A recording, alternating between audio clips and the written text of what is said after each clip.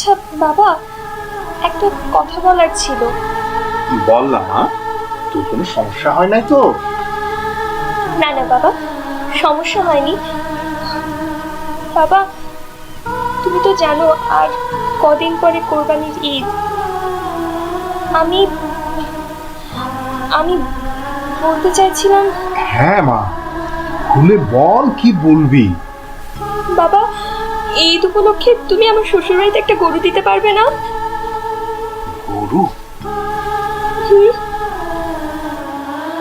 কেন রে, তোর শ্বশুর বাড়ির মানুষরা কি কিছু বলেছে?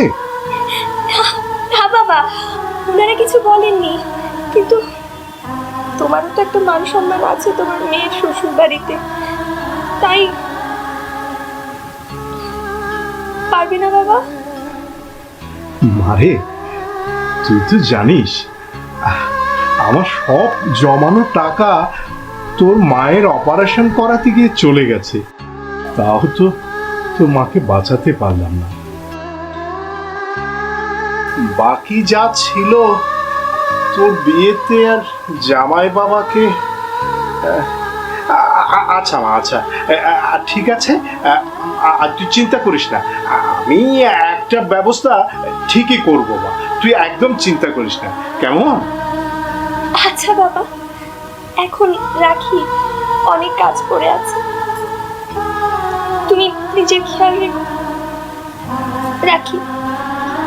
আচ্ছা মা, আচ্ছা।